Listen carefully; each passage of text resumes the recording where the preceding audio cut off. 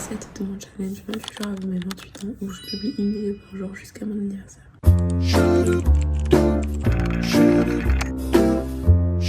Et aujourd'hui c'est un peu compliqué, il est très tôt, enfin, il est 8h30, on s'est couché, il était 2h passées il me semble. Il faut que je me lève tôt parce qu'aujourd'hui on va faire les magasins toute la journée et il faut absolument que je fasse le montage. Et après il faut que j'aille acheter du beurre avant que Kylian se lève, on puisse aller petit déjeuner. Par contre d'abord il faut que je publie ma vidéo du jour 5 sur TikTok parce que je comprends pas pourquoi, mais ça a bugué et elle s'est pas publiée.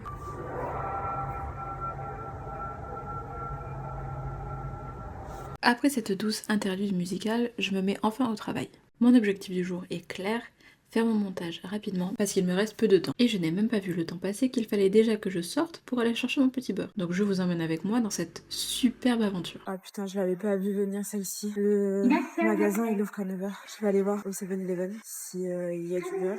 Je vais le plaindre si j'en trouve. Mais je suis même pas sûre qu'ils fassent du beurre eux. Oh, je suis dégoûtée. Et au final, non seulement ils avaient du beurre, mais en plus ils avaient notre beurre. Et quand je suis rentrée de mes petites péripéties, Kylian était finalement trop fatigué pour se réveiller. Donc on a décalé notre départ d'1 heure. Pendant ce temps, j'ai enjoy mon petit déjeuner avec mon nectar de pêche et ma tartine beurre miel, pendant que j'ai ouvert des boosters Pokémon sur la tablette. Et s'il y a bien quelque chose que j'ai découvert pendant ce voyage au Japon, c'est que je suis fan de trains. J'adore les filmer de l'extérieur et j'adore filmer quand je suis à l'intérieur. Le fait que les sièges soient sur le côté, on voit tellement de paysages et à chaque fois c'est magnifique. D'une minute à l'autre, on peut passer d'un paysage à un autre sans qu'il n'y ait aucun rapport. Mais trêve de bavardage. Je vous laisse admirer encore un peu la vue.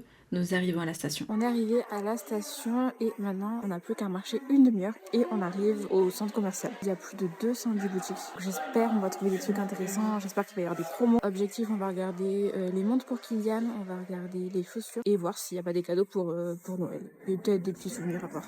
On a eu de la chance, le ciel était magnifique et comme dit Kylian, le ciel était d'un bleu Lawson. Nous voici enfin arrivés au Rinku Premium Outlets.